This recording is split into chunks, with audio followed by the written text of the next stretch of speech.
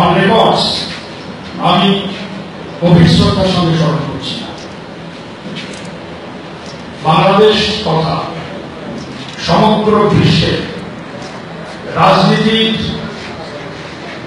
সৌরজগতের উজ্জ্বলতম দৃশ্য স্বাধীন এবং সার্বভৌম বাংলাদেশের রূপকার এবং স্তম্ভ সর্বকালের সর্বশ্রেষ্ঠ নাগরিক আমাদের জাতির জনক বঙ্গবন্ধু শেখ মুজিবুর রহমানের পূর্ণ কীর্তিময় জীবন এবং একই সাথে আমি ঘৃণা ভরে স্মরণ করছি সেই কুচক্রী মহল, সেই বিপদগামী সেনাবাহিনীর সদস্যবৃন্দ, তাদের মদতদাতা, জাতীয় এবং আন্তর্জাতিক মদতদাতা যারা বঙ্গবন্ধু হত্যার সঙ্গে জড়িত ছিল, তাদেরকে আমি গভীর ঘৃণার সঙ্গে স্মরণ করছি। আমি শোকাবহ আগস্ট মাস শোকাবহ থেকে শোকাবহতর হয়ে উঠেছে যখন 2004 সালের 21 আগস্ট যে ভাগ্যচক্রে 75-এর 15ই আগস্টের যে প্রলয় এবং হত্যাকাণ্ড থেকে ভাগ্য গুণে বেঁচে যাওয়া বঙ্গবন্ধুর রাজনীতির এবং রক্তের উত্তরাধিকার তার সুযোগ্য দুই কন্যা, তাদেরকে তার একজন জননেত্রী শেখ হাসিনা, যিনি বাংলাদেশকে এই মুহূর্তে বিশ্বের অন্যতম প্রধান অর্থনীতি হিসাবে নেতৃত্ব দিচ্ছেন, তাকে সমূলে উৎপাদিত করা যে জঘন্য ষড়যন্ত্র করা হয়েছিল 2004 সালের 21 আগস্ট, সেই ষড়যন্ত্রকারী, সেই খুনি হত্যাকারীদের আমি ঘৃণা ভরে স্মরণ করছি। এবং এই বাংলার মাটিতে আমি আশা করছি যে এই সেপ্টেম্বরের মধ্যেই তাদের বিচারের রায় প্রকাশিত হবে। তাদেরকে বিচারের আওতায় এনে সর্বোচ্চ দৃষ্টান্তমূলক শাস্তি নিশ্চিত করে সেই শাস্তি বাস্তবায়নের আহ্বান জানাই আমি আজকে শোকাবহ মাসের 30 তারিখ। আমি ধন্যবাদ জানাই বাংলাদেশ ছাত্রলীগের ইসলামী বিশ্ববিদ্যালয়ের শাখা কর্মীদের, নেতৃবৃন্দদের যে পুরো আগস্ট মাস জুড়ে তারা নানা কর্মসূচির মধ্য দিয়ে ইসলামী বিশ্ববিদ্যালয় থেকে জঙ্গিবাদের শেষ চিহ্নটিকে মুছে দেওয়ার জন্য কাজ করেছে।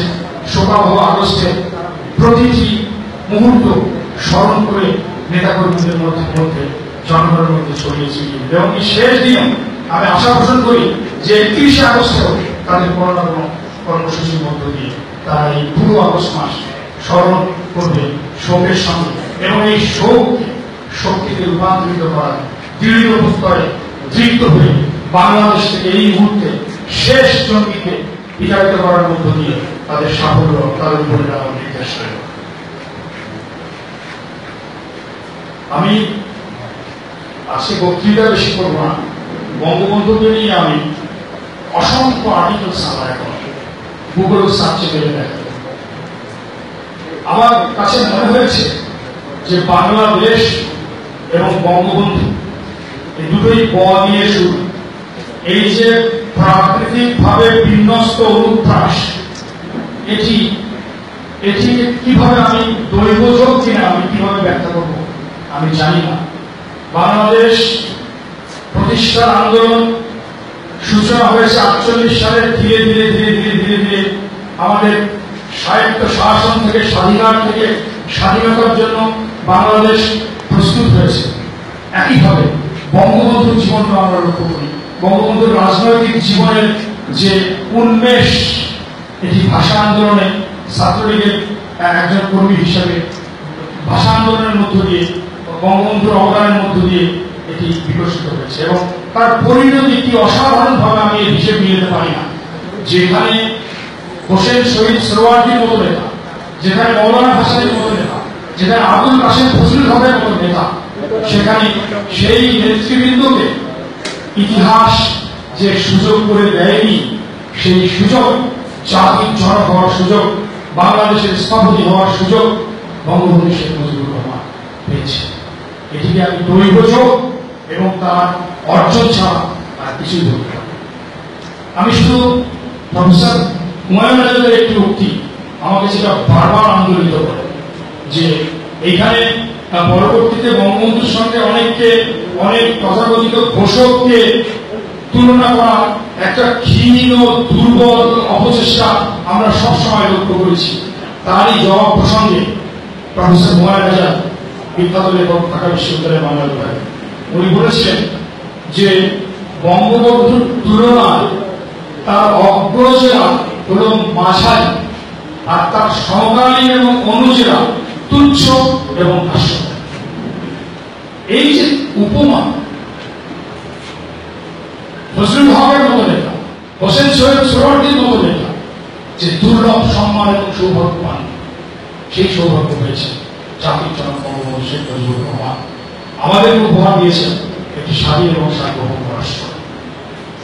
তো বঙ্গবন্ধু যে তুলনাবিহীন, অন্তত বাংলাদেশ, তাকে যদি তুলনা করতেই হয় তাহলে তুলনা করতে হবে বাংলাদেশের বাইরের পেরিফেরি, মার্কিন যুক্তরাষ্ট্রের আব্রাহাম লিঙ্কন এবং আব্রাহাম লিঙ্কনের সঙ্গে, তাকে তুলনা করতে হবে সোভিয়েত রাশিয়ার লেনিনের সঙ্গে, তাকে তুলনা করতে হবে জার্মানির বিসমার্কের সঙ্গে, তাকে তুলনা করতে হবে চায়নার মাও সেতুংয়ের সঙ্গে, তাকে তুলনা করতে হবে ভিয়েতনামের হো চি মিনের সঙ্গে, তাকে তুলনা করতে হবে টার্কির কামাল আতাতুর্কের সঙ্গে, তাকে তুলনা করতে হবে কেনিয়ার জোমো কেনিয়াত্তার সঙ্গে, তাকে তুলনা করতে হবে দক্ষিণ আফ্রিকার নেলসন ম্যান্ডেলার সঙ্গে, তাকে তুলনা করতে হবে ভারতের মহাত্মা গান্ধীর সঙ্গে।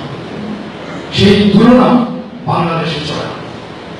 বঙ্গবন্ধু শেখ মুজিবুর রহমান বাংলাদেশকে এমনই এক মহিমায় আন্তর্জাতিক উচ্চাসনে অধিষ্ঠিত করেছেন যার তুলনা এই বাংলায় নেই।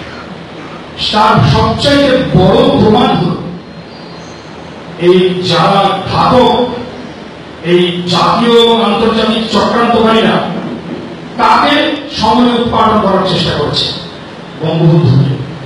তারা বুঝতে পেরেছে বঙ্গবন্ধু কোন নিছক ব্যক্তি নয়, বঙ্গবন্ধু একটি আদর্শের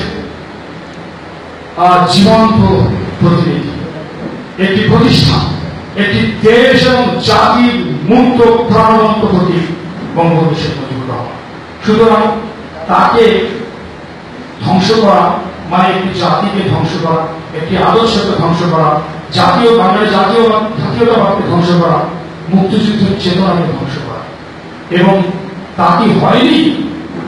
আমরা কি জানি না যে 1975 সাল থেকে 1995 সাল পর্যন্ত, আমি সেদিন একটা লেখা পড়লাম জাফর ইকবাল, উনি আক্ষেপ করে বলেছিলেন যে যে মানুষটি না হলে বাংলাদেশের জন্ম হতো না, সেই মানুষটিকে দীর্ঘ 1975 থেকে 95 পর্যন্ত তার নামটি এই বাংলায় উচ্চারণ হতে দেওয়া হয়নি।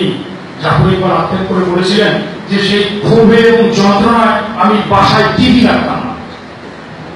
তারপরে 1996 সালের নির্বাচন, যখন বঙ্গবন্ধুর রক্ত এবং রাজনৈতিক সুযোগ উত্তরাধিকার জননেত্রী শেখ হাসিনা বাংলার আবহাওয়ার মানুষের ম্যান্ডেট নিয়ে ক্ষমতায় প্রথমবারের মতো বসেন 21 বছর পর, তখন জাফর ইকবাল স্যার টিভি কিনলেন এবং অন করে দেখলেন সেই ভাষণ। আমি যারা 71 পরবর্তী সময়ে জন্মেছে এখানকার সবাই, এই প্রজন্মকে রাষ্ট্রীয়ভাবে ষড়যন্ত্র করে, গভীর ষড়যন্ত্রের মধ্য দিয়ে এই বর্তমান প্রজন্মকে এবং ভবিষ্যৎ প্রজন্মকে বঙ্গবন্ধুর স্মৃতি, বঙ্গবন্ধুর আদর্শ থেকে বিযুক্ত রাখার চেষ্টা করা, বিচ্ছিন্ন রাখার চেষ্টা করা হয়েছে দীর্ঘকাল।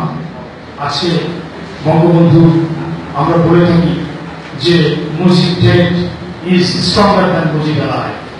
জীবন্ত বঙ্গবন্ধুর চাইতে মৃত বঙ্গবন্ধু, নিহত বঙ্গবন্ধু সহস্র গুণ শক্তিশালী হয়ে উঠেছে। তার প্রমাণটি এই নয়, সারা বাংলা ভরে গেছে বঙ্গবন্ধুর আদর্শের সোনার ছেলে। এই সোনার ছেলেদের সম্পর্কে দুটো কথা আমি বলতে চাই। বাংলাদেশ ছাত্রলীগ বাংলাদেশের স্বাধীনতা সংগ্রাম থেকে সকল গণতান্ত্রিক আন্দোলনে বাংলাদেশ ছাত্রলীগের ভূমিকা স্বর্ণালী, দিবালোকের মতো, রৌদ্রোজ্জ্বলের মতো জলজল করছে ছাত্রলীগের ভূমিকা। সেই ভূমিকা যেন কোনোভাবেই কলঙ্কিত না হয়। কিছু প্রবেশকারী যারা ছাত্রলীগের মধ্যে ঢুকে দেখা যাচ্ছে যে নানা রকমের অপকর্মের মধ্য দিয়ে কলঙ্ক তিলক ছাত্রলীগকে পড়িয়ে দিতে যাচ্ছে।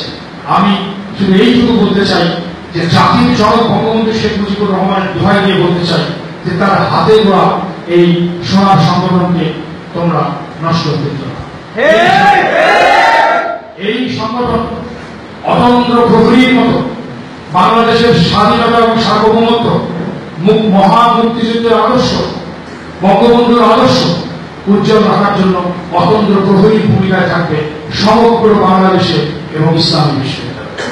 ইংল্যান্ডের ইসলামী বিশ্ববিদ্যালয়ের ছাত্রলীগ আজকে জননেত্রী শেখ হাসিনা গভীর কৃতজ্ঞতার সঙ্গে আমি তাকে স্মরণ করতে চাই।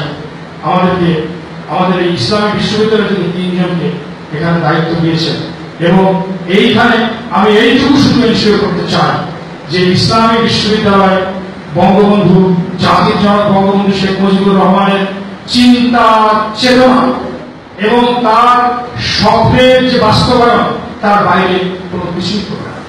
আর ইসলামী বিশ্ববিদ্যালয় জাতির জনকের স্মৃতি চিরভাস্বর এবং চির অম্লান রাখার জন্য যা যা করণীয় বর্তমান প্রশাসন তারা করবে। আমি বক্তৃতা বাড়াবো না, কিছু মিটিং আমাদের জন্য ওয়েট করছে। আমি ছাত্রলীগের নেতৃবৃন্দের, আমার সব ছেলেদের কাছে এইটুকু উপাচার্য হিসেবে আবেদন জানাই যে আমরা আজকে ব্যাপক ভিত্তিক কর্মসূচি গ্রহণ করব। জাতির জনকের আদর্শে জাতির জনক যখন সোনার বাংলাদেশ গড়বার স্বপ্ন দেখেছিলেন সেটি বাস্তবায়নে আমরা ইসলামী বিশ্ববিদ্যালয়ের পরিপ্রেক্ষিতে একটি সোনার বিশ্ববিদ্যালয় গড়ে তুলব, এই আশাবাদ আমি রাখি। এবং এই ব্যাপারে জাতির জনকের হাতে গড়া প্রিয় সংগঠন বাংলাদেশ ছাত্রলীগ ইসলামী বিশ্ববিদ্যালয়ের শাখার প্রতিটি নেতা কর্মী সর্বাত্মক সহযোগিতা এই প্রশাসন প্রত্যাশা করে। বক্তৃতা বাড়াবো না, আমি একটি জিনিস স্বীকার না করলেই নয় যে আজকে ছাত্রলীগের প্রতিটি নেতৃবৃন্দের যারা এখানে বক্তৃতা করেছে আমি বিউফলিত হয়ে গেছি। আমি আনন্দ, তারা যে এত অসাধারণ বক্তৃতা শিখেছেন, বক্তৃতা করেছেন। এখানে আমার প্রতিভাজন এবং অনুযোগ প্রতি অনেকে যাদের বক্তৃতা শুনে আমি বিস্মিত হয়েছি এবং আমার মনে হয়েছে যে আমাদের বক্তৃতা করার দিন হয়তো আস্তে আস্তে শেষ হয়ে যাবে। এবং এই ব্যাপারে আমি আনন্দিত যে রিলে রেসের মতো যে আমরা আমাদের যে দায় আমরা এতদিন পালন করেছি ছাত্রলীগের নেতৃবৃন্দের হাতে, আমাকে এরকম একটি অতীব গুরুত্বপূর্ণ অনুষ্ঠানে প্রধান অতিথির আসন দিয়ে যে কৃতজ্ঞতা ভাষে আবদ্ধ করেছে, কারণ সেজন্য আমি তাদেরকে গভীর কৃতজ্ঞতা এবং আন্তরিকতা এবং ধন্যবাদ জানাই। পরিশেষে একটি সোনার বিশ্ববিদ্যালয় গড়ে তোলার প্রত্যাশা ব্যক্ত করে এবং সে ব্যাপারে সবার সহযোগিতা কামনা করে আজকের বক্তব্য আমি এখানেই শেষ করছি। জয় বাংলা, জয় বঙ্গবন্ধু, বাংলাদেশ চিরদিন।